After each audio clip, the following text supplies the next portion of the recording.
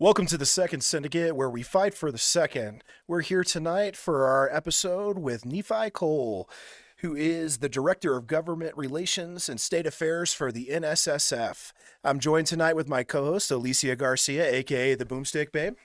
Hi, everybody. Glad to have you guys here tonight. Nephi, let's just get right into it. Hey, thank you for having me on the show. It's a pleasure to be here. Looks like you guys are doing some great things. I love seeing you grow. I love hearing about it, and I hear you guys are crushing it. So well done. It's Thank so you, nice Nephi. to see you, my We're friend. glad to have you, brother. So Well, I thank met you for having Nephi a couple years ago down at the Colorado State Capitol because I was so sick and tired of gun control, and Nephi was a consistent face fighting for gun rights. And of course, anybody who's on our team, we have to know each other. So it's been a wild ride. Yeah, every time we're down at the Capitol, we always see Nephi. He's always there. I think he has a secret hidden room somewhere at the Denver Capitol. Yeah, I wish I did. That'd make it a lot easier to sleep and eat at the Capitol. You know, it seems like whenever we're there, it's always firefighting. There's some massive thing, and I credit to Colorado. I think it's something that's unique. It's not a politically friendly state for the Second Amendment, but yet when these bills come up consistently, everybody packs the place. And so I think that your local organizations deserve a huge amount of credit for that. A lot of people don't know this about NSSF, but the National Shooting Sports Foundation, NSSF, we don't have that many members because NSSF the National Shooting Sports Foundation isn't something for people, it's for companies. Yes. And so our members are the 10,000 manufacturers, retailers, distributors of firearms, optics, ammunition. So it's companies like Vortex and Leupold and Aimpoint and Beretta and Glock and mom and pop gun shops or Shields and Cabela's. Spartan Defense. Well, thank you very much for being members of NSSF. And so we can't turn out that many people. If we looked at every FFL in Colorado and we said we need to get everybody to the Capitol, we're pulling from like 1,000. Yeah. Whereas when you're going to fight some of these bills, it pays to have boots on the ground, and that's where entities like RMGO, like NRA, like all of the others that have those members, that's where it's really important for them to put out those grassroots alerts and get those people there in person because it makes a difference. So speaking of grassroots, I just want to remind everybody out there that the Second Syndicate is a 501c4 nonprofit. So every donation, merch order, super chat, it goes directly into protecting and preserving the Second Amendment here in Colorado and across the country. So you're not just supporting our show, you're fueling the movement, you're keeping us here on the fight, in the fight with people like Nephi. So right now we're live on YouTube and ExAmerican News. So follow us on all platforms if you can at the Second Syndicate and share this broadcast so we can help boost the algorithm and get us out there into the interwebs to spread the movement and spread the information. Yeah, the Syndicate is everywhere, guys. Share our feed. Follow us on all platforms. We are everywhere. Awesome. So I think we should just jump right on in. Nephi, do you want to give us a brief introduction about yourself before we start getting in some questions? Yeah, sure. So I'm the Director of Government Relations and State Affairs for NSSF, and there's actually a few of us with that title throughout the country, and we cover certain regions. And so the region that I'm primarily responsible for NSSF is all the political happenings in the Rockies and the Upper Midwest. And so that gives me everything from basically Idaho over to Wisconsin, and then from the Canadian border down to the Colorado border. So That's those a large states. region, Nephi. That probably Yeah. one of the biggest regions out there, I would guess.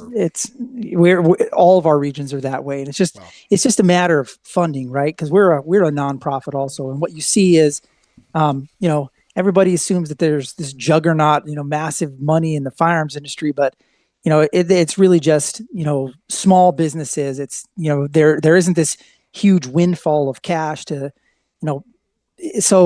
so we all do as much work as we possibly can. And so for me, that means, I have folks that I work with in Colorado, just like I do in Wyoming and in Idaho and the Dakotas. And those folks, people on the ground that let us know what's going on. And we collaborate, we email back and forth, we talk on the phone, and then we try and figure out how we can, make the best use of our time in all of our states. And so for me, Colorado's it's just a huge priority because Colorado is ground zero for anti-gun efforts. There's just no other way to put it. training ground or testing ground. Things that we see pop up here usually pop up in another state within a year, if not the same legislative session a lot of the times. Yeah, you'll see a lot of this stuff where people trade that stuff around. And how I got here, I mean, I'm fairly familiar with it because how I got here is I worked for a politician. So I worked, I came out of college as I'm a natural resource expert. So I was a biologist and did a lot of work with conservation work with, wildlife and wildlife entities and agencies. And then I ended up as the policy advisor for a conservative Republican governor. And for that governor, I did natural resource policy. I worked on energy strategy. So basically, I'm a big fan of coal and oil, and there's nothing wrong with the windmill, but well, your last name is Cole. It is, but yeah, I'm traditional energy sources. The state I worked for, we were the number one energy exporting state in the country, and we were really proud of it. And so then I also did the water strategy for that state. Water's a big deal in the state, and then I ended up picking up the governor one day. We had some firearms issues, and he called me and he said, like, I want you to take my firearm stuff. And at the time, Colorado was, it is almost the exact same time that Colorado was going through and trying to pass a ban on standard capacity magazines. And so the governor, the governor that I worked for at the time was working hard to say, like, hey, if you're going to, you better not mess with the Second Amendment companies. We'll give them a place to live. And so it was a really interesting time period to work there. Well, through that experience, I ended up, working to try and, we just decided that we thought that there was a really good chance if Hillary Clinton became president, that they were going to attack everywhere.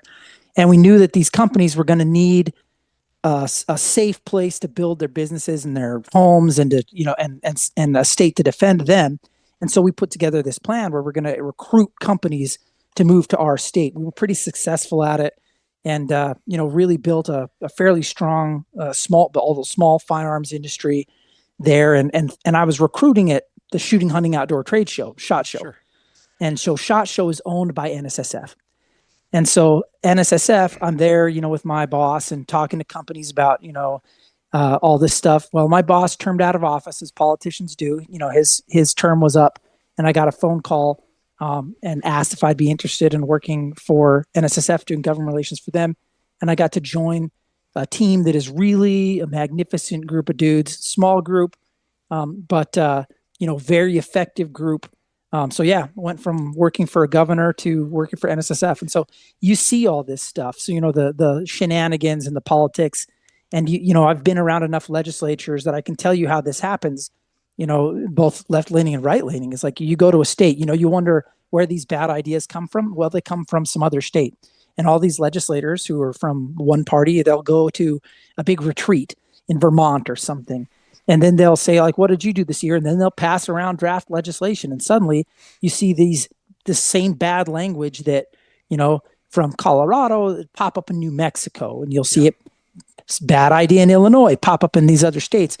And it has a lot to do with how they pass around these, pieces of bad legislation, and they hand it to somebody. And a lot of times they're, powerful political interests like the Bloomberg groups who are, pressuring these politicians of, that lean left to bring this legislation. And so that's pressuring absolutely them with this too. Yeah. There's when somebody makes a massive campaign contribution, I don't envy those folks who then have to, when that person shows up and says, wait, I'd really like you to champion a piece of terrible legislation. Like, well, that puts them in a really bad spot. Yeah. Yep. And there's a lot of that going on. It's unfortunate. Was that Texas that you were working in? You said no, it wasn't. It was your neighbor to the north. Oh, okay. Oh, Oklahoma or Arkansas. Wyoming.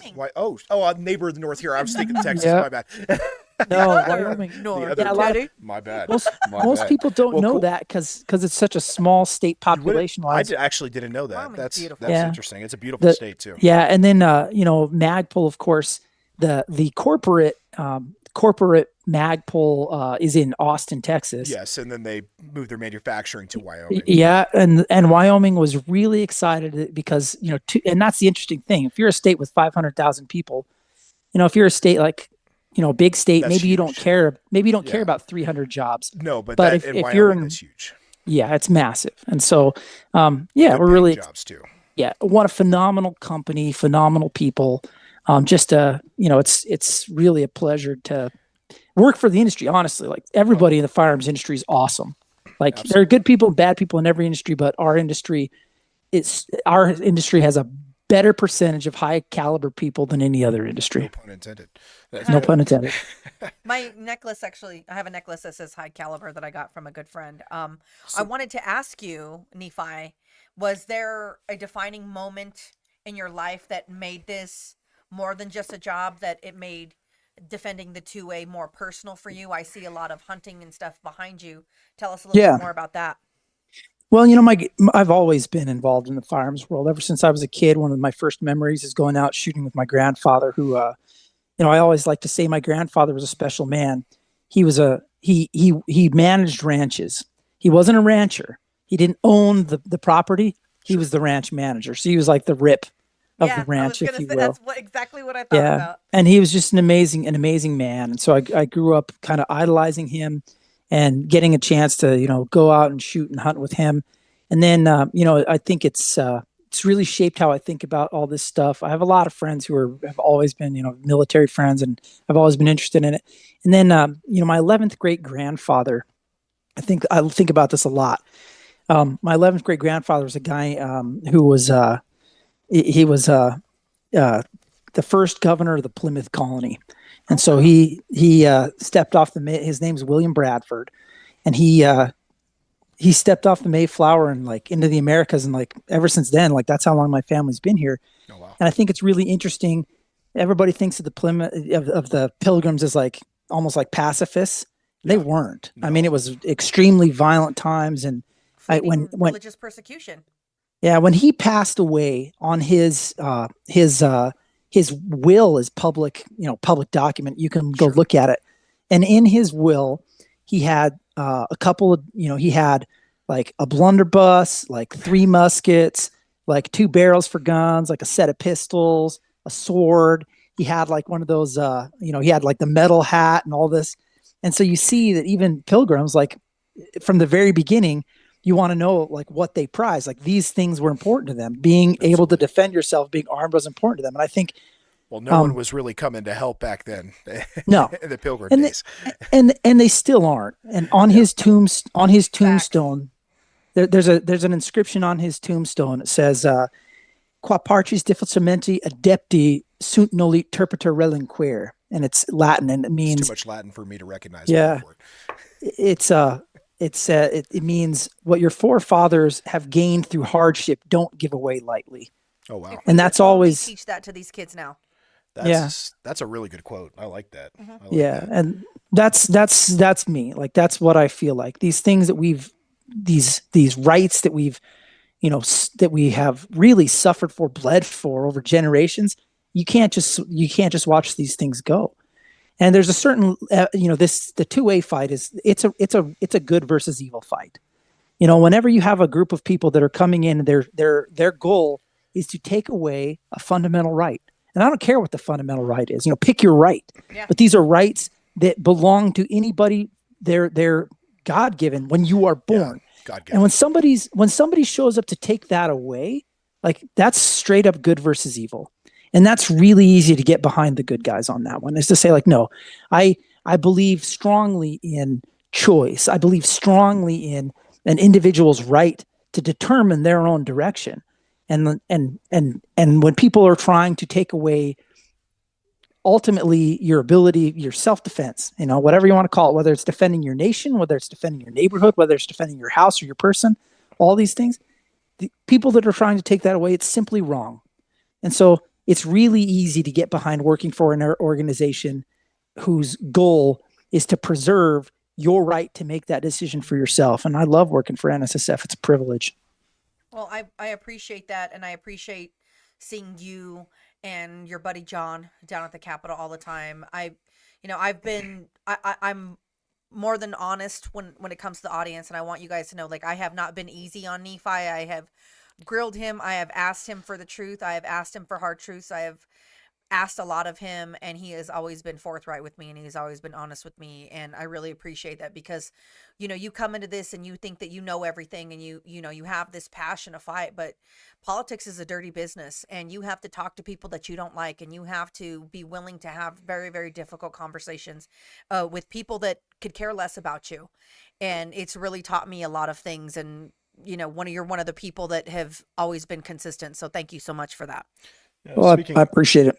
Speaking of opposition, people that are trying to take away our rights, we will be debiting a new shirt called Mom's Demand Ammo coming to our store very soon. I'll let Alicia talk about our new merch store. We've been working on it here for a little bit, but we have some designs that we came up with. If you want to tell the audience a little bit about it here. So Teddy's putting me on the spot. Today we were like, we don't have any merch. We don't have anything that we can do for people to support us. People always say I have a really cool logo. So we have a couple shirts that you don't see on the website yet, but you can go to Bonfire. It is a really cool website that I've used before. We are a 501c4, everyone. So don't forget, the show is powered by patriots like you. This merch is for people like you. So your support keeps us fighting, and your rights in the Capitol, in the courtrooms, in the communities. So donate, shop the merch, drop a super chat if you can. Head over to the secondsyndicate.com, become a member. We're going to have some really cool merch that we're going to drop probably in the next hour or so after the show, because Teddy is on me about it. Yeah, Mom's Demand Ammo. We have our Gun Salesman of the Year with Tom Sullivan on it, and we have our Wanted for Treason, Governor Polis shirt coming out. So we'll definitely have some cool merch for you guys to be able to purchase and be able, and those proceeds will go towards the Second Amendment, guys. We just we're getting that brand out there, and we're keeping the fight. So it's time to have some fun. Moving on at the into behest our of others. Next segment here, about a little bit more firearm industry specific, Nephi. So Yeah. what are the biggest threats facing the firearms industry right now that people may not be aware of or may not be seeing? What's the biggest threat to our 2A rights behind the scenes, so to speak? So it's a great question, and I'm glad you said behind the scenes. I think that for a lot of us, I'm actually waiting. I'm thoroughly convinced, I believe to be so, that as soon as the Supreme Court picks up one of these cases that they're not, they keep saying they're not ripe yet, but as soon as they grant cert to either, it's not going to matter whether it's a mag ban or whether it's a gun ban, they're going to all go away. I truly believe that, because the writings on the wall, they're not constitutional. So when people are banned, there's none of them hold water. These are all items that are in common use for lawful purposes. They're clearly protected by the text and by the spirit of the Second Amendment. And so it's only a matter of time. So I think we need to keep fighting that battle. But I think one of the reasons you're seeing all these bills get crazier and crazier is because I think that the advocates of the anti-gun world know that it's only a matter of time. So they can throw all this garbage against the wall because I think that they know that it doesn't matter what they say that they're going to ban. It's garbage anyway, and the Supreme Court's going to say that and get rid of it. That's what I believe. That said, I think that the thing that we need to worry about, here's what you don't see. The stuff that you need to worry about is banking. So it's, am I talking too long? Do you have a break coming up? No, you're good. Keep Okay, good. The show is about you. One thing I do want to announce is we just had a $50 super chat. By the way, thank you, Robert Rizzo. Woo-woo! We appreciate you, big guy. Thanks for Round of watching tonight. applause. I think for a $50 super chat, at some point I'm going to get shot with a water gun. I don't know where it's going to come from. Or what's going to happen, but I have a feeling it's going to happen. $50 is it's coming. Okay, I was told it's coming. So yeah. Get Alicia. So I think she deserves it. Oh God. Okay. What you guys need to look at is you need to look at third-party discrimination. So third-party discrimination was already occurring. It started under the Clinton administration. It was perpetuated under the Obama administration. And what that is, like Operation Choke Point, right? Yes, we were going to mention Operation Choke Point. Thank you for bringing that up. Operation Choke Point was an effort where they, behind the scenes, what they realized is they can't take away your rights. It's unconstitutional. So instead, behind the scenes, they tried to take away ability to do business. Yes. And so what they did is they targeted certain businesses and tried to remove their access to the banking and credit industry. And by doing so, the idea is if Sig Sauer can't get a loan to make guns, then you can't buy guns from Sig Sauer. Yes. And so that's the whole purpose behind this. And they did that. They got found out and slapped on the hand. The Trump administration, largely undid that. But then what they did is they tried to privatize it. And they did that by going to these companies, going to banks, and they went to the boards and they said, look, if you really care about the world and kids and whatever, then you need to have prohibitions on loaning to certain companies. And they baked that in. And so what they're doing is they're trying to bake in these banking policies that say, like, you can't, if you were a member of the disfavored industries, fossil fuels, guns, or whatever, then you don't get the same rights as everybody else in terms of where you can use your credit card. Can you have a bank account? Yeah, and this is stop the financial ability for companies to be able to get money for a mill to manufacture, to get property, to be able to pay their rent, to be able to pay their employees. I mean, it's just a really insidious way to basically try and force people out of business by taking away their access to something that businesses have to have, access to finance. We're seeing that in Colorado too, because we have now state licensing that goes into effect in July. We're going to have a state version of the ATF. We've got a new 6.5% excise tax. And a lot of people out there in the world, they don't understand on firearms, margin's thin. 6.5% of the total sale of the item takes almost all the profit out of it. If the company were to eat that, there would be no profit in it, no ability to do it. Then we have things like the semi-automatic ban that's going into effect next year that they just passed here in Colorado. That's going to make it, I mean, that bans the majority of people's business here. It's trying to take the industry out completely. And the majority of firearms are semi-automatics that are magazine fed. And they're clearly protected by the Second Amendment. And so, these are challenging issues. So, banking, if you want to look at where the sneaky part it's going to be, they passed an MCC bill in Colorado last year, Merchant Category Code bill. Now, the reason that they passed that bill, what that bill did is it said that entities that sell primarily firearms, they have to have a credit card code that says they're a firearms seller. The reason that they did that is because they want Visa then to deny. Yes. Yeah. And we've actually been seeing that on the storefronts with certain people's banks, smaller banks especially, with their debit cards getting declined because it's a gun transaction, and they can see that on the banking side. Yeah. And that's a big issue. Sorry, we just and got another donation from Zack Attack. Thank you, Zack Attack. Sorry about that. Thank you, Zack Attack. We appreciate you. Not about the credit card. It's all good. It's something that we have to be vigilant on. It's something we have to fight. Because and here's the best way to do it. It's some of these states. What we've done in Colorado tries to pass a bill that says you can track MCCs. Last year we went to 18 states and NSSF and passed a bill banning it. And so what that did is it made it impossible for them to have a national effort at that. And so if you look at every state surrounding Colorado, you can't do that. You can't track people's. Yeah. And so, but we, what does NSSF do? Well, we work with, we lobby Visa, we lobby American Express and like these other companies, and they don't, they're not going to do it. Yeah. And so they're saying like, no, we have no interest in being the comptrollers for somebody's, for these efforts.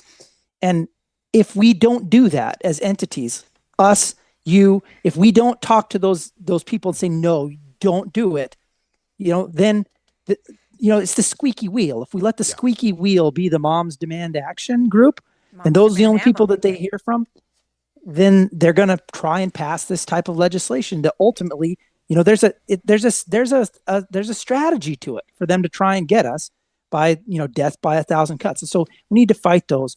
So woke banking, and the Trump administration has been all over this. They've been awesome on it. Insurance, so any of these basic fundamental things, they're going to try and deny firearms entities access to these, how about, you'll know this one well. How about YouTube? How about freedom of speech?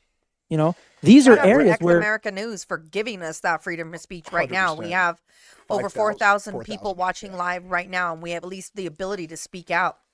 These are YouTube, areas we are broadcasting on YouTube right now. We have close to 500,000 subscribers. I don't know how many are watching right now. I can't see it on my end. I know the guys in the back can, but I'm sure it's not nearly what should be watching with the amount of people that actually subscribe to our notifications. Because the wokeism there, right? Mm-hmm. It's like the woke few who've decided that they were going to make rules, and those rules are just made as stumbling blocks to try and catch belief systems that they don't agree with. In this case, the Second Amendment, and try and just like they're trying to push you out of being able to have access to your voice, they try and do that with people's bank accounts too. Yeah. And so that's what we need to be watching, because we're going to win the hardware issue. And so they're going to have to be sneaky, and they're going to sneak around behind, and they're going to try and undo us in other ways. And we have to be vigilant. Absolutely. And that's what one of our questions was, but I think you pretty much answered that. We were going to ask how the NSSF is stepping up to protect like gun shops and FFLs who are being buried in regulations that are under attack. Yeah. By So we financial passed institutions. So I'll tell you, just quickly, we passed MCC prohibitions in 18 states last year. We've passed the Financial Industry Non-Discrimination Act in a bunch of different states. And what that act is that's bills in different states that prohibit discrimination based on you can't deny access to funding for these entities solely because they're related to the Second Amendment, related to firearms. And so we continue to work on those issues, free speech issues, shipping. That's another one. Troublesome. They're trying to block us out from being able to ship with any carrier right now. That's right. You talked about non-discriminatory policies for financing, but at the same time, they can charge a higher rate. So, for example, my card fees as a gun store are much higher than a non-gun store's credit card fees because I'm a high-risk industry, is what they call it. And this is what we're looking to go. Like, we have a team in DC. They're working really hard. They're working with the administration, and they're working on with senators on legislation, because when you have bad states that are passing these types of legislation, the only fix is to get up there and have good states pass the opposite. Basically you have to put your thumb on the other side of the scale, and you have to get federal action. So it's not reasonable. Firearms industry is not a high risk industry. In fact, we are one of the safest industries. We're safer than trampolines by a long shot. We're safer than bicycles. We're safer than automobiles. And so this idea that we're somehow a high risk industry, you'd ask how. The only thing that we're at risk of is we're at risk of junk lawsuits. And that's something that we're trying to put a stop to as well. And that's why we passed the Protection of Lawful Commerce in Arms Act. That's why we try and protect that.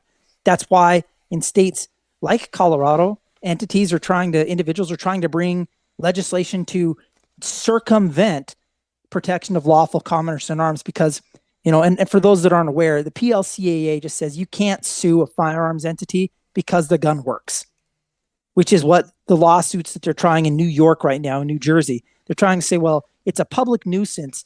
A gun works. And so therefore that's a public nuisance because somebody can use it in crime, and it's not that it doesn't function. Yeah. It's that it functions like it's supposed to. Correct. And so it's just the way protects us that about that. The user is using it. You don't see them going after Ford and Dodge for running down groups of people in the street with rented vans and trucks, like we've seen terrorists do. Yeah. Budweiser is not responsible for whether or not somebody gets pulled over for a DUI. 100%. And so, these are the types of fights that, NSSF, we are pretty wrapped around the axle on a lot of these fights that have a lot of nuance in them, these financial issues and tracking issues and that kind of stuff. Whereas some of I like to call them our cousins, we don't always see eye to eye, and that's fine. But some of our more right-leaning gun organizations, they're going to be more in your face, like punching really hard on the more individual Second Amendment issues. Sure. We're going to be involved more on the commerce side of Second Amendment issues. And so we love them. We love all of them. We love what they do. We hope they appreciate us occupying a little bit of space too. Well, it gives us a coalition to attack from multiple fronts. We can't have one organization hitting every front. We need multiple organizations focusing on specific things. Well, guys, we've got a commercial break coming up here, I think, in the next... Right now. So we'll be back with you here with more with Nephi Cole after this brief commercial break. Hello, everyone. I'm excited to announce the next generation of energy drinks, Rev7. It has no sugar and no caffeine. Instead, Rev7 uses Go BHB. Go BHB is one of the body's primary ketones, and it provides the most efficient and clean fuel that your body needs. It also helps you stay energized all day with no crashes. Not only that, it produces 3 times more brain energy than sugar, which helps boost your memory, focus, and mental sharpness. It also helps reduce stress and helps balance your mood. Rev7 does all that while being the best tasting energy drink ever. So go to mypillow.com or call the number on your screen. Use your promo code to save 20% today. I'm so sure you're going to love Rev7. For a limited time, you get our introductory 3-pack absolutely free. I drink Rev7 every day and I absolutely love it, and so will you. Welcome back, everyone. We had a special donation from Zack Attack for a really good chunk amount of money. So they're going to... Is that vodka? No. Just I love this. I love this. Fun stuff, guys. Fun stuff. We have a really good time here. I just want to say, we're back from commercial break. We're here with Nephi Cole of the NSSF, if you're just tuning in. And also, before we get into the next question, I just want to say one of our sponsors on here is, of course, Mike Lindell, MyPillow. We have a promo code for that company, whether you're buying energy drinks or whether you're buying pillows from them. It's the 2ND. THE 2ND will get you discounts and all kinds of good stuff and give us credit as an affiliate. So please use it. Mike Lindell is running against good old... Gosh, look at you. Good old Tampon Tim up in Minnesota. Tampon Tim. So, he's a very nice guy, and he stands for a lot of freedom. They're trying to bankrupt him right now, so support him. He's been building and manufacturing in America before tariffs. He believes in this country, and his company provides a lot of good jobs to Americans out there. So, and his pillows are really comfortable, actually. I have a couple of them in my house, and they're really, really good. If you don't have one, you got to have one because they are literally the best pillows. So they really are. And I'm one of those people that's like, I'm a TJ Maxx shopping kind of chick. I don't really like paying full price for stuff. And my best friend bought a new house and he put all my pillows in his house. And I was like, oh my God. I was like, I need these now. Yeah. So you had to go get a good pillow. And also the next $50 or above super chat, Alicia is getting the water gun, not me. So. You guys are so messed up.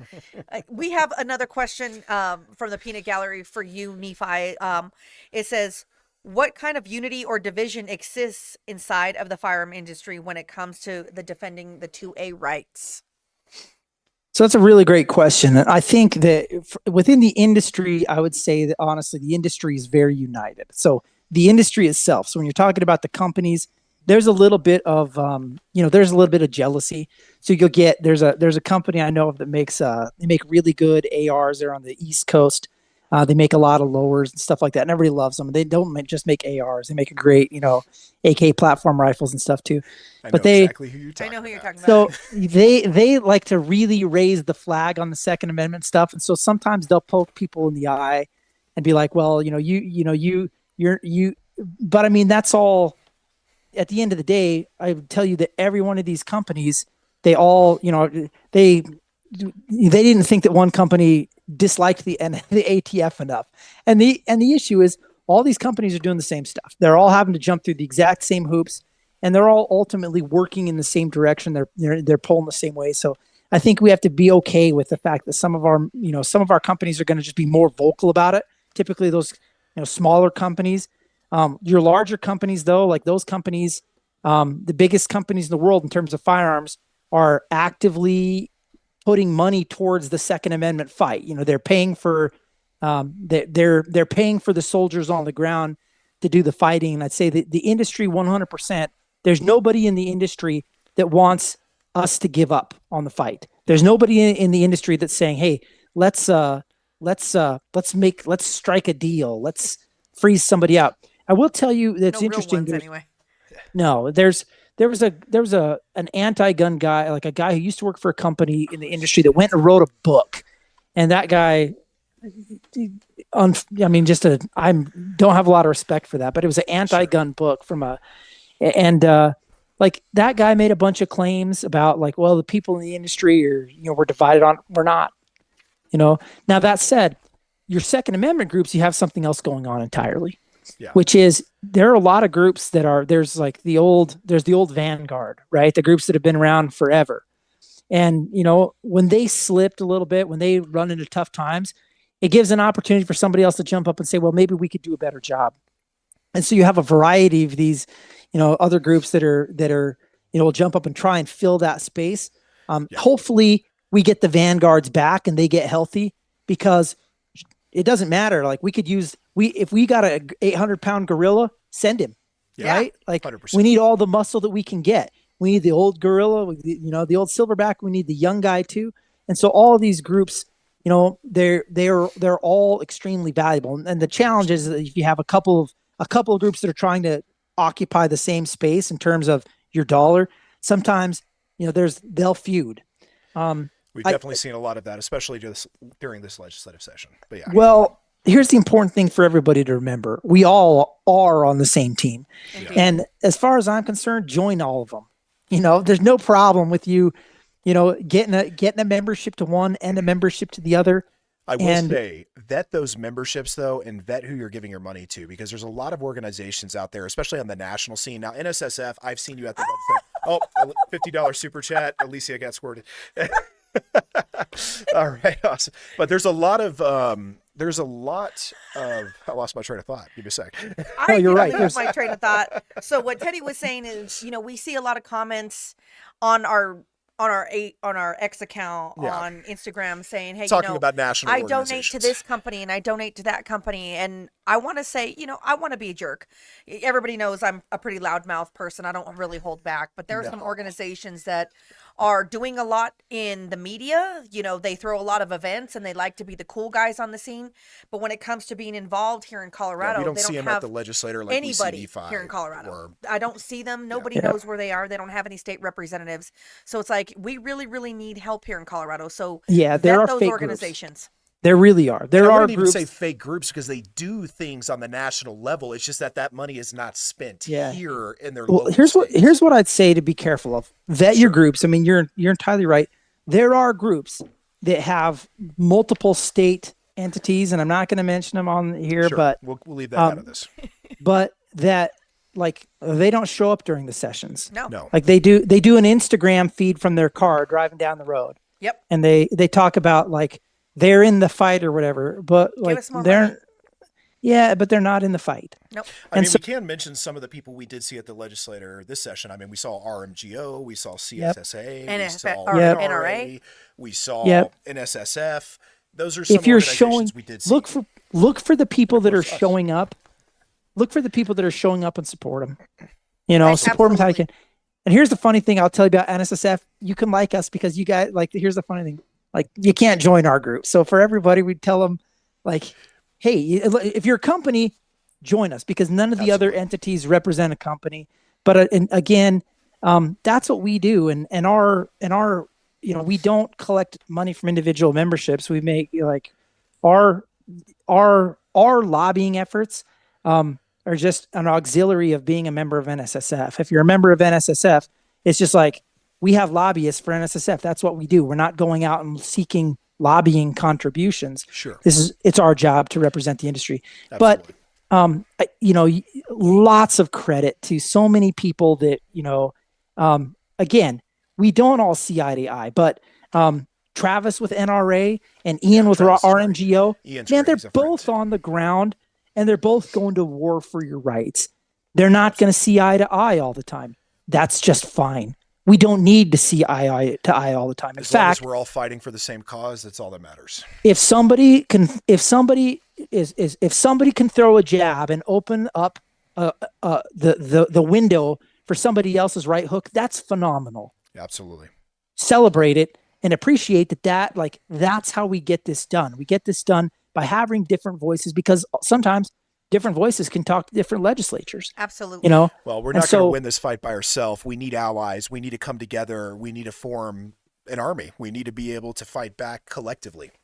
And that's one of the things that we heard when Teddy, Rosie, and I were talking about creating the Second Syndicate. We said, we need an organization. We are of the people. We are the people of Colorado. We should start this organization and give people a place to call home. And, we had so many people say, well, RMGO already exists, CSSA already exists, the NRA already exists. I said, and guess what? We play nicely with all of those organizations, and we want to support all those. But there's we're kind people of the glue holding a lot of those organizations together, trying to bring those organizations together as well. Very true. Yeah. But at the same time, there's going to be people that are going to resonate better with Teddy or me or Ian or you know, Ava. the CSSA, Ava, somebody, but it's like, let's give people options. The more people that we have in the fight, the more people that we can reach. Absolutely. Because honestly, we can't be everywhere all the time. And when we first started doing this, and, you know, I'd go down to the Capitol, we were saw alone. this at the Capitol as well this legislative session. You know, RMGO, CSSA was covering our flank. We were covering their flank. We worked very well together. It was great. And, you know, unfortunately, we didn't win that battle, but We haven't won many. the war's not over. So we've got a long ways to go here. But I'm very thankful for the other people that are fighting with us. And one of the things that somebody said to me is like, you know, oh, Ava made a video or Melissa made a video. Aren't you going to make your own video? I was like, absolutely not. They covered I don't want to waste my time. I'm thankful that we have them because now I don't have to do that part. We're not covering the same thing. I can refer them to Melissa. I can refer them because we're all friends. We work together. I want to see us all succeed. And Speaking of which, tonight, we'll have Ava next week on the show. oh yeah, we will. Yeah. There's only so much bandwidth that an individual has or that an individual organization has. And you can't be everything to everybody. So, you know, we should celebrate the fact that, you know, 100%. somebody else, that's the direction that they want to go and they want to get excited about that group and supporting that group. Knock yourself out, man. Just, you know, that said, like there's a couple things and I hope that, you know, and I don't know if we're going to talk about this later, but there's a, you know, be smart about how you do it. Be smart about who you support and be smart about how you do it because Absolutely. it's really not going to hurt anybody to be a member of like a lot of members of different organizations. No, that money's going to the 2A. But how we message for those organizations, we can do harm. You know, so make sure that you're talking to your organization and that you're and you're learning. Lost you there, Nephi. We lost your audio. 1 second, guys. Nephi. We're having a technical difficulty. We'll have Nephi back in 1 sec. We lost your audio there. If you can hear us, brother. So I want to say but in the thank meantime, you we to Emily got, Rose Emma Rose and Elizabeth. for two I like you $5 ladies supers. so much. You guys are Thank so you guys good. so Thank you much. for supporting us. I think we should both get scored for that, guys. They're only- Sorry, guys. don't Whatever. you dare. Go ahead and get Alicia. Don't you dare. There you go. There we go. We got you back, brother. That's how you know that what I was about to tell you was super important. Was that when Bloomberg gets it? Yeah, That's how you know. they're cutting your audio feed over there, bud. Yeah. Welcome back, my friend. I don't remember what I was starting to talk to you about, but it was really important. We were talking about It was when you make that phone call. Yes. You know, one respectful phone call, taking somebody out and having coffee with a legislator that you haven't, you know, that represents you. That's just a massive investment in political economy, you know. And I think that in Colorado, everybody's just getting much better at this, of calling a legislator and saying, hey, you know when we should start working these legislators is right now. Absolutely. It's not We got during the another session. Legislature coming up. We got another legislative session in Yep. 2026. Now we have 8 months to do the work. And what's the work right now? The work is figuring out who the representatives are. And like it is saying, hey, I'm your constituent. I'd love to meet you for coffee and talk with you about what's important. And you don't even need to know what legislation is going to come up. If you go out with them and buy and you can't buy them a coffee in Colorado, that's the funny part. But if you go out and drink coffee at the same table as them and visit with them and say, look, this is important to me. These are things that I care about. Here's what's going to happen. Next January, when somebody's considering a crazy piece of legislation, you're going to be able to walk into their office in the Capitol. They will remember you. And there's a chance that they will vote the right way. You know, it's not always going to happen, but it happens enough. It's always better to try sugar before you go to salt.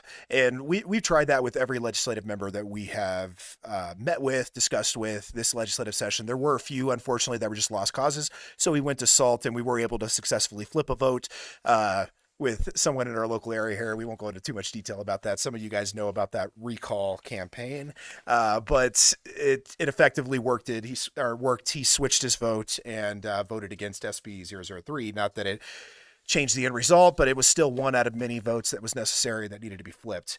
Moving on to our next topic, though, here, Nephi, something that I want to talk to you about is an FFL. That's someone who, during all the amount of time that we've been speaking out against these anti-gun bills, had a snap audit is the ATF's zero tolerance policy, which was recently overturned by the Trump administration.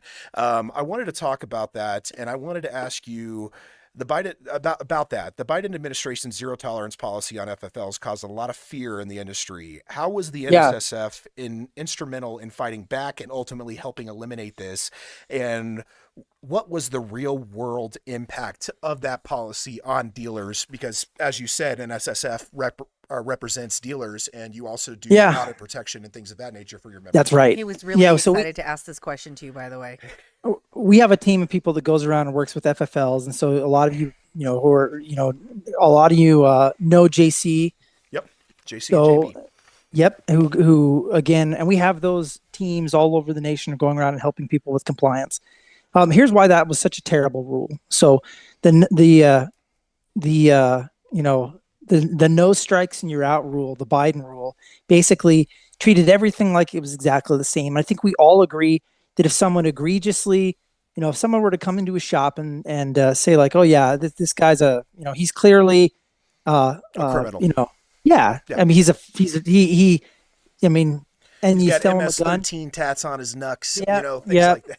Yeah, he can't, and he's standing there telling his girlfriend to, file the paperwork while he's, okay, that's one thing. It would be reasonable to, maybe to say like, oh yeah, no, there's no zero tolerance for that. Okay. Correct. But here's the problem. We could all agree with that. That's not what they were doing. Absolutely. What they were doing is they were finding somebody that made a mistake on 4473 where they forgot to initial a spot because they did a cross out. Or the background check was 31 days old versus 30 because they didn't count the calendar days right or something of that nature. And they wanted to strip their license for that. 100%. And so they wanted to FFLs that got shut down from this. Yeah, 1,000. Yeah. So there were 1,000 of them this last year that the Biden administration was successful in doing that with.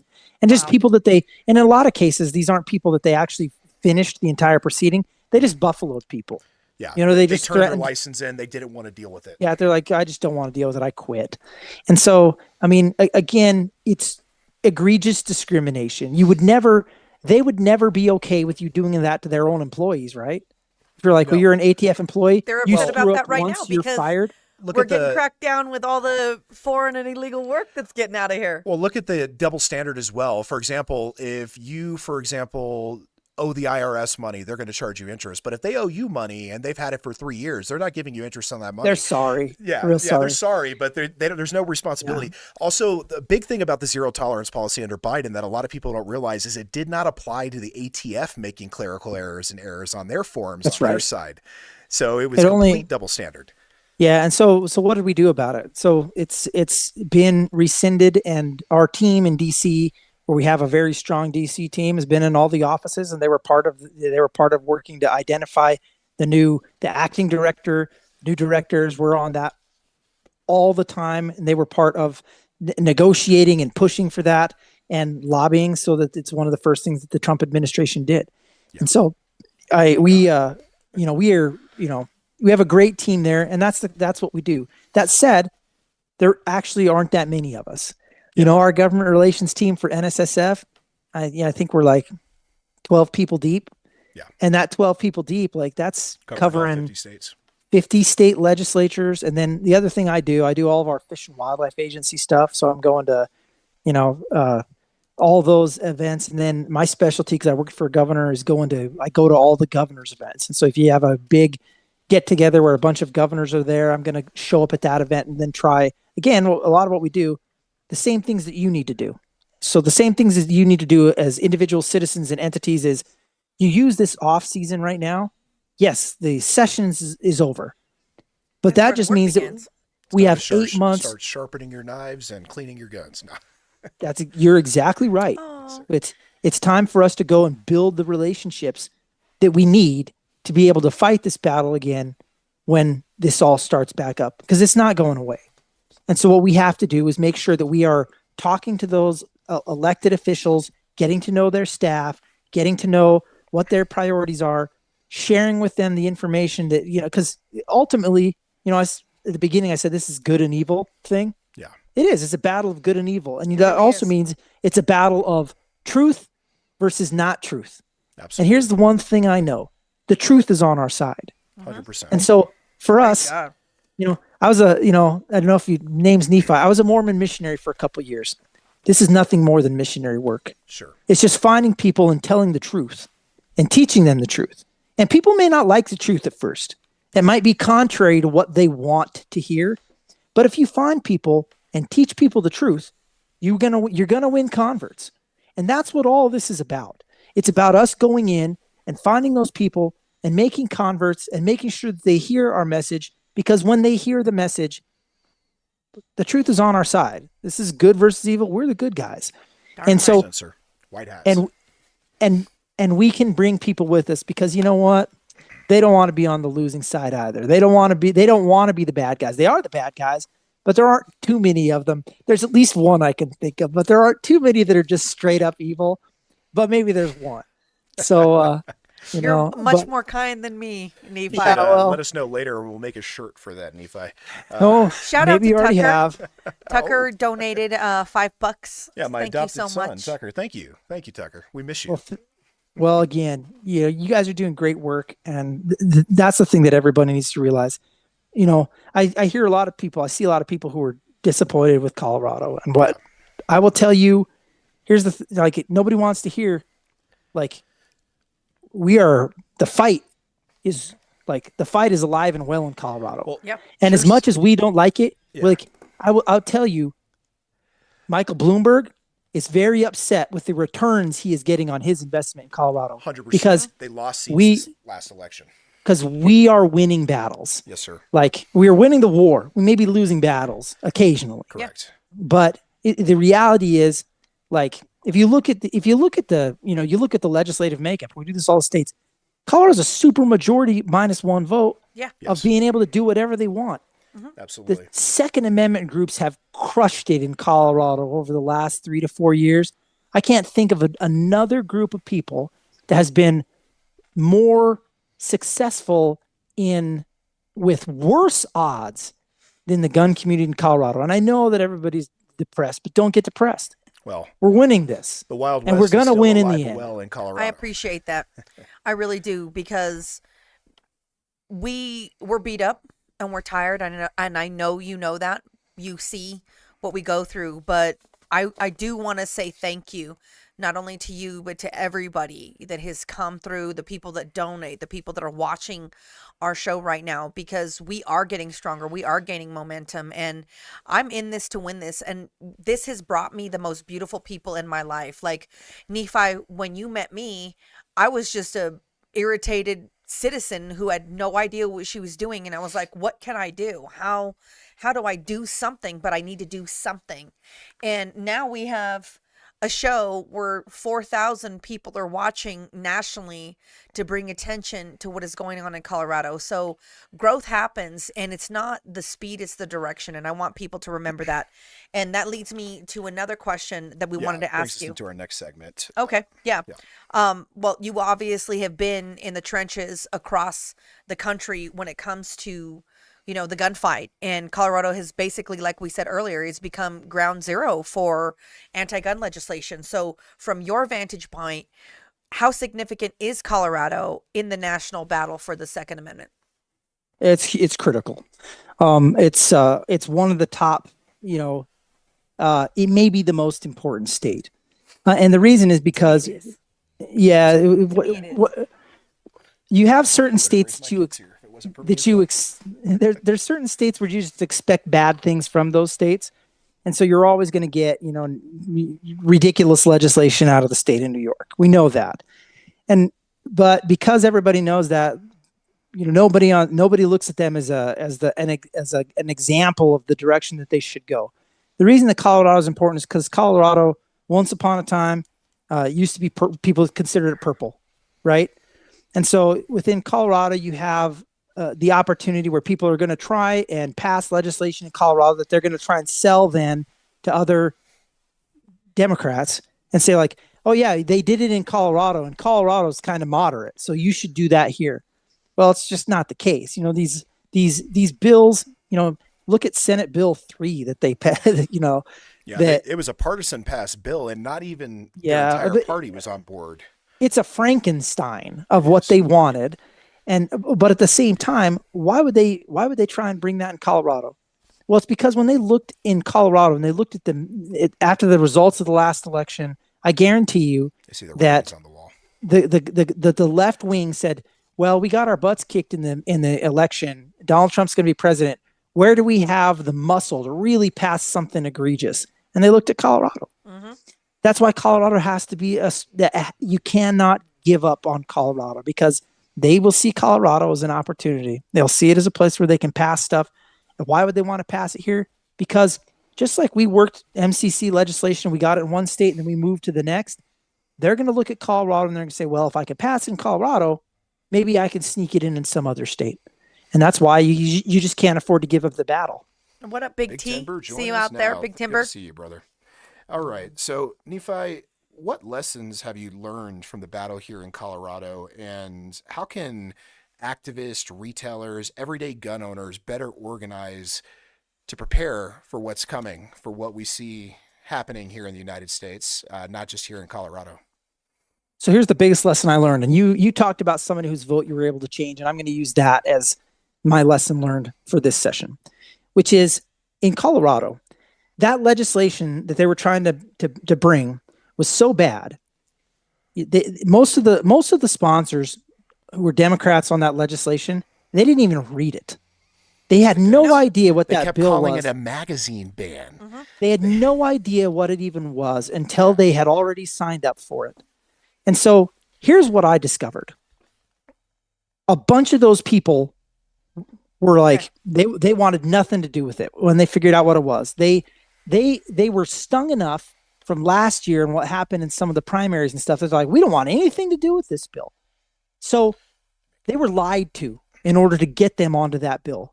And they were sorry that they were on it. These are Democrats who didn't want anything to do with it, and they were sorry that they were even a part of it. Yeah, they we felt saw that with the bamboozled. state senator here in our area. And here's what Yeah, they were a sponsor. They took their name off as a sponsor once they read the bill. They don't want anything to do with this anymore. They're done with it. And so here's what I know. Give them a place to be done with it. Don't put them all in the same bucket. Don't Give say them the everybody ability to get out of it.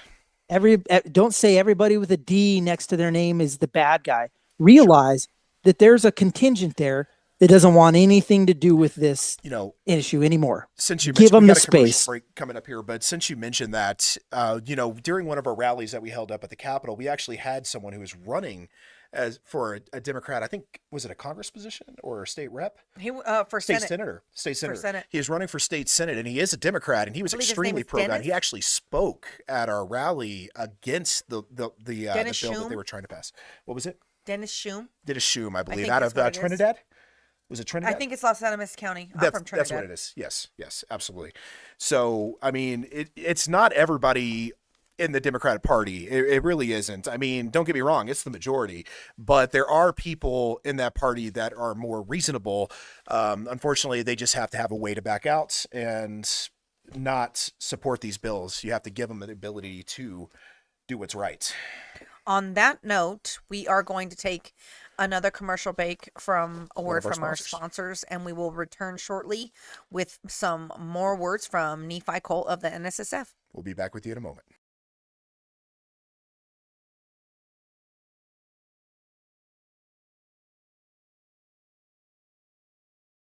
Thank you for holding for us for that brief commercial break. Annie, by the way, has a show on ExAmerican News you should check out. You should also check out her personal story. She is a huge freedom advocate.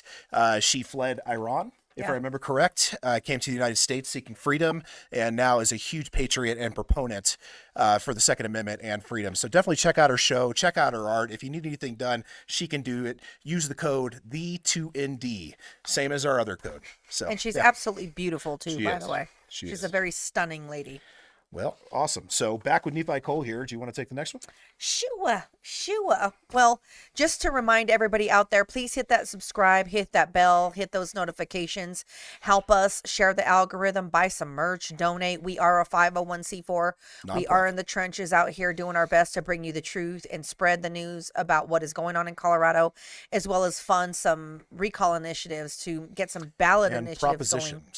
We're going to do everything that we can here for you guys, but it takes an army. It really does. And we want you to join the syndicate. We want you to come on board with us, get rowdy with us, and help fight back. And whether it's $5 or $50,000, everything that you do and everything you donate to us helps. So we really appreciate that. We're going to get right back into our fourth segment of the night. We're going to talk about what we can do to build the future of the Second Amendment and Second Amendment advocacy. We have a great resource here, Nephi Cole of the NSSF. So one question that we want to have for you is, what does a proactive 2A strategy look like? Something that goes beyond just armed defense, but in your words, what are some other things that people can be doing? To me, the most important thing to do is take people shooting. You know, like for those of you who are out there, it's something you like to do anyway. Take people to the range. You know, you don't make Second Amendment advocates by explaining to them what the Second Amendment means. You make them by introducing it to them. And Guns are the gateway drug to freedom, ladies and gentlemen. Yeah, Nephi, I was going to say that's hugely important what you just said, and I've talked about this before. Is the left likes to argue with fear? They don't want proper education of firearms. Otherwise, they would be doing what Arkansas is doing and teaching gun education and safety in schools. They don't want that. They want people to fear this item. They want people to be afraid of it, and they want them to be ignorant. Education is key. Taking someone out and getting them behind a rifle, getting them behind a handgun, and shooting for the first time takes the unknown away from it. It takes the ignorance away. So that's huge. So very good point, sir. I really love that. That's it. There you go. Take somebody shooting. If you're, you know, and then I'd say, reject the artificial within the community. Don't let the artificial, you know, there's these artificial divisions between like this group, that group, hunters, not hunters, you know, tactical guy, you know, over under shotgun guy. These are all these. Say FUD, Nephi. It's okay. FUDs. Don't, you know, FUDs leave tactical guys alone. Tactical guys, hug a FUD. Hug a FUD. Hug a FUD. I'm going to make a shirt on that, Nephi. You don't own hug that, a FUD. He is on a mission tonight. They need for a t-shirts, let me tell you. We are a Black Rifle I'm telling store. you. I am anti-FUD, but you know what? Hug a FUD. I love it. We're doing that. I like Write it. that Hug a down. FUD. That's good. Because Shall we even donate FUD, some proceeds to the NSSF I think from we that? could. We should do that. just be a member.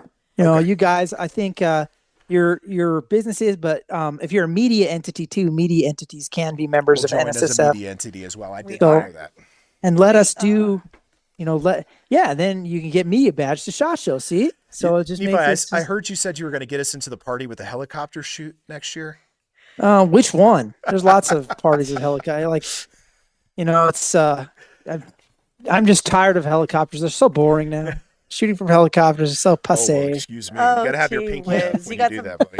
Dirt on your shoulder there. So another question that we have for you, Nephi, is how do we win back the messaging war, especially with younger voters and suburban Americans who may not understand the gun community but still believe in freedom? Because there's a huge effort right now to censor our movement. So I think I actually think it's going to keep getting better over the next 3 to 4 years because I don't think people are going to tolerate it anymore. I think that they've seen the discrimination. We got to give this administration time to work on it. We got to message this administration, but you know, it is not. There's nothing cool about. You know, you've been to the Capitol, you've been to these debates. The other side that's fighting this, there's nothing cool about it.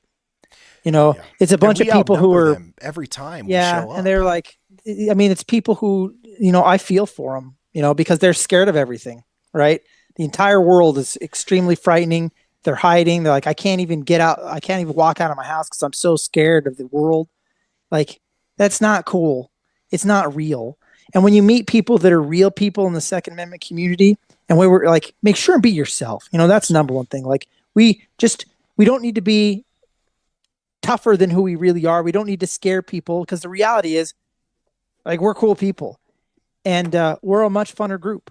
And you know, introduce people, bring them in, open the doors to the tent. You know, take them shooting. And part of that is key. You know, goes to the FUD point. You know, people don't have to look like us to be gun owners. They don't have to wear a flannel shirt. They don't have to wear a camouflage shirt. They don't have to like the same type of gun. It doesn't matter, right? And that's part of the thing that we have to do is we have to be okay with making sure that there's, you know, we need diversity in gun ownership. You need to make sure that we're not, making some group feel like that they are, somehow the Second Amendment doesn't belong to them. It belongs to everybody. So Indeed. make sure they all know it. Shout out to Tony Simon. The second is for everyone. He does a really good job of that. Every time I hear that, I think of him. He's working his tail end off out there in New Jersey, teaching people, taking people to the range. State for gun control. It's awful. Yeah. It's awful. So another question, and we'll give an outro and we'll say our closing remarks. But for FFLs, for business owners, and all the citizens out there watching, what's your advice for getting involved and having a real impact on state level legislation? It's to show up, for FFLs. Please be willing to come to the Capitol and not just come when I say show up. The best thing that an FFL can possibly do is find out who your elected representatives are and then go have coffee with them and say, I am a business person. I employ this many people. This is my space.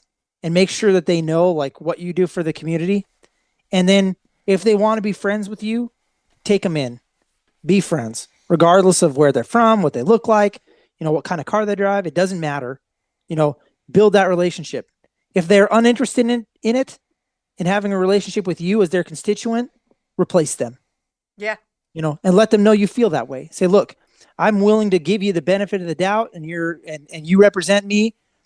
If you don't want to represent me, I'm happy to try and find somebody else. But have those conversations with them. That's the best thing that you can do as a business owner is get to know your elected officials and demand. It doesn't matter what their party wants. You're their constituent. They work for you. And let them know you want them to work for you. Absolutely. Wonderful. Absolutely, Nephi. Do you want to take over? Yeah. So, something. I'll thank Spartan Defense. So our biggest sponsor for our show is this man and his wife. The reason that we have this amazing studio and these microphones and this equipment and all of the things that we're doing is because of Spartan Defense. So I want to say shout out to Spartan Defense for being our biggest supporter and for being my business partners in the Second Syndicate. We couldn't do this if we didn't have each other. And that brings me back to something you said earlier about bringing the right people into your life and being open about being a gun owner. We don't have to be all the same.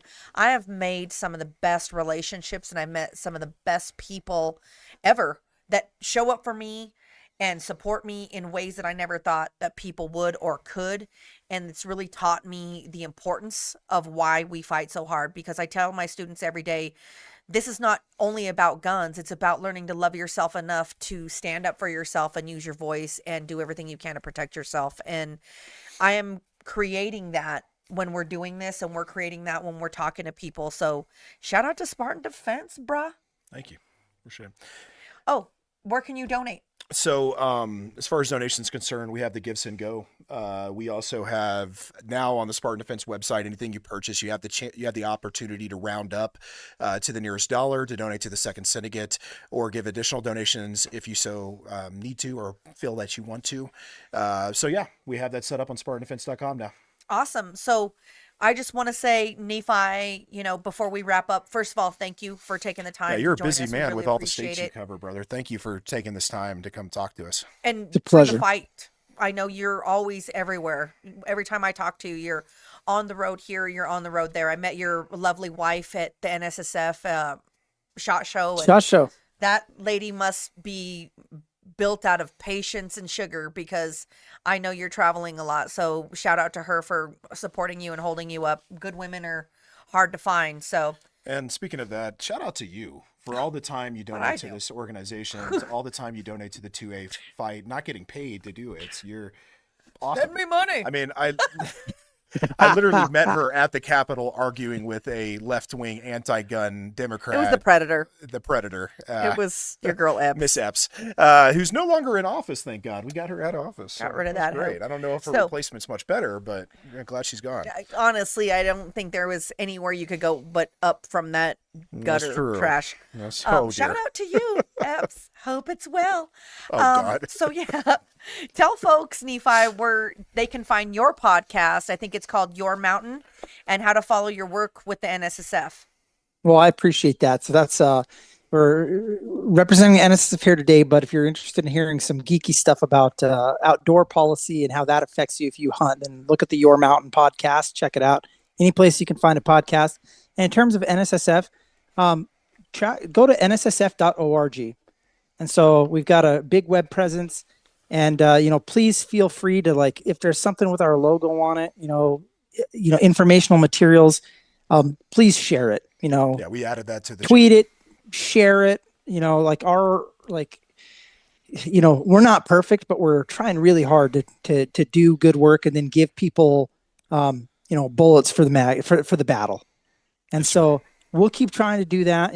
Please check us out. And I'll tell you what you can do to help us: go buy a gun.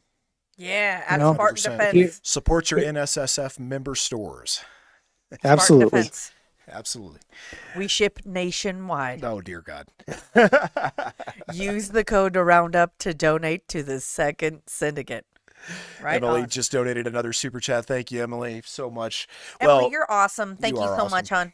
Nephi, we appreciate the time we've had today with you again. We know you're a very busy man, so God bless you, sir. And we'll be in touch here soon, brother. Thank you very much. We want to know, what is your favorite EDC? We want to know, what is your holy grail gun? And give us a quote to leave the people with to remember you by. All right. I'm going to judge you on these questions. So my favorite EDC, the most common or favorite? Your favorite EDC. Not man, that's that we have. We do have the heat cannon. Yeah, it's kind of right. To tell you the truth, I carry I carry 365 all the time. Everybody is 365, and I'm like, and I'm going really macro XL. What's your choice? I'm one of the originals. Oh, like, I'm so angry. Standard. Yeah, one of the guys, like there's a very famous dude who works with that company, who I went to one of his classes. He's a really good friend of mine, who I'm gonna leave his name out, so it doesn't sound like I'm name dropping. But man, the first day I saw him, he had one of those, and he had the slide milled, and he had a dot on that thing. I was so mad because I was like, "You got to be kidding me!" So I've got this one, right? And then you're telling me, they're improving it. And the reason I like that gun so much is because it's so small. Like, I literally carry that gun all the time. T-shirts, suits, appendix all the time. And nobody, appendix guy. All right. Yeah, and nobody knows. That, why I'm appendix guy? Because, like, I know dudes who, for a living. You're thin. You're not big like me. That's why. I know dudes, all the most dangerous men in the world that I know. Yeah. All carry appendix. Like, they all carry appendix. And so I'm like, well, man, if it works for some guy who, like, actually is like, I'm not that guy, but that guy is that guy. And so anyway, yeah, I like that gun. So the Holy Grail, man, the Holy Grail is really tough. No price matters. No price Whatever matters. No price matters. There's no limits. Rifle, pistol, shotgun, doesn't matter. Full auto. What are you choosing? What's it gonna be? I wouldn't mind having a 50 cal, okay, like an M2, just because. The other stuff, like, I really, the Madusi? Might as well. I mean, you said I could, as soon as you said I could have a machine gun, because I really like long range rifles, and I have some really good ones from companies that I love. I love the guys at, Gunworks, and so, like, and I love good handguns. Staccato makes some beautiful stuff. Yeah, and, like, we sell a lot of Staccato. Man, really nice 2011s. I love, and then bolt guns that can bolt guns that make it stupid easy to shoot at incredible distances. I love. Like and that, so like my little Accuracy International peeking out back there. Yep. And I I love ARs, but I have a couple, like, there's a company called Wyoming Arms that makes these. It was making, like, some really high end, custom gas guns. I love those. And, like, I'm lucky because I work in the industry. And my wife, as you mentioned, is very patient. And if I really like a gun, she'll let me work it off.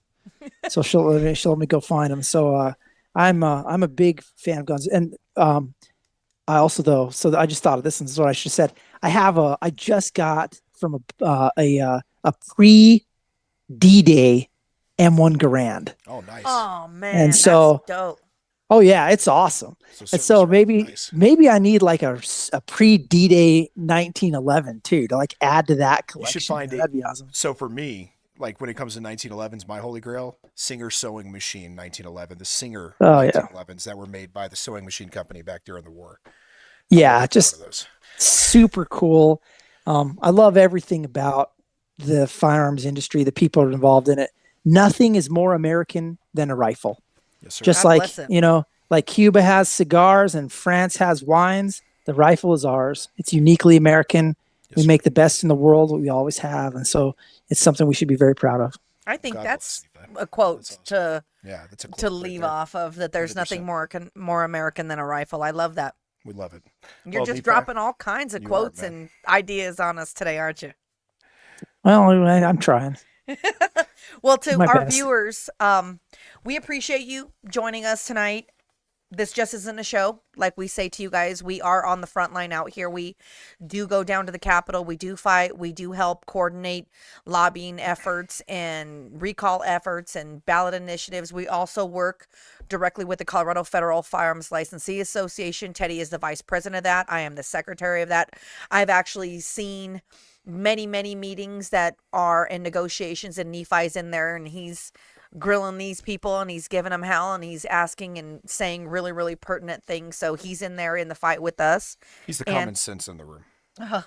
You know, I actually, just on a side note, I was in one of those meetings not too long ago, a couple months back, when we were talking about the new permitting process for FFLs, and you were making such good points to these people that they were like, well, I don't know. Well, we never thought of that. And you're like, well, how are you going to make laws and you haven't even considered A, B, C, D, E, and F? And I was like, They- tell him, Nephi.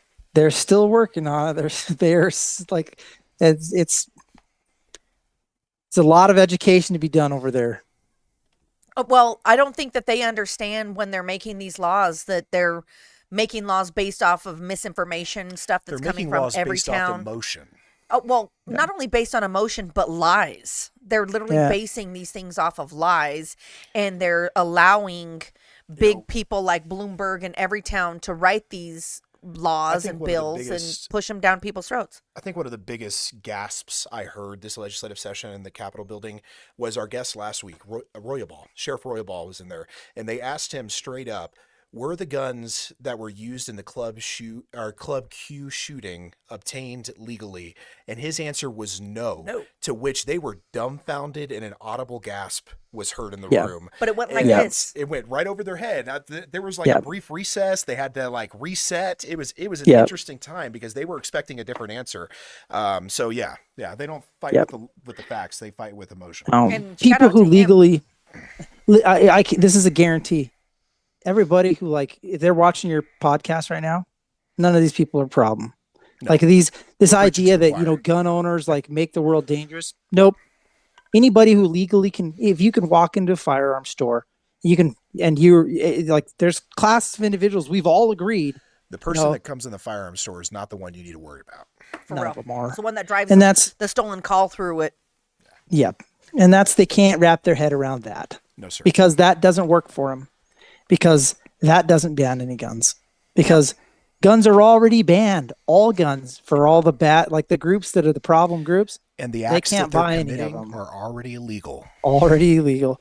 And so that's not popular though, right? They don't want to hear that, No, they because that's not politically powerful. And that's what they're really after. It's really about power. Oh, absolutely is. There's nothing about safety in any of these laws that they're passing. There's nothing about education or enrichment or knowledge. It's all about fear. It's all about restriction. It's all about taxing and taking and forcing people to be controlled with fear mongering and lies and trauma. And I don't think people really consider how important trauma is to this, because that's why you hear all the stuff on the news, is to emotionally break people, to convince them to give their rights up, because they can't take them. We have to give it away. And by having these types of politicians that you're allowing to walk in these positions of power that don't care about you, you're allowing that to happen. Well, Nephi, thank you for coming on tonight, brother. It's about that time, so we really do appreciate you, man. We'll be in touch here soon, and we'd love to have you on again in the future, man. You're an awesome guest. I think we covered a lot about the 2A today and gave some people some hope as well as some caution. So thank you again, Nephi, for your time. Thank you guys Nephi. for everything. See you later. Have a good night. Have a good night.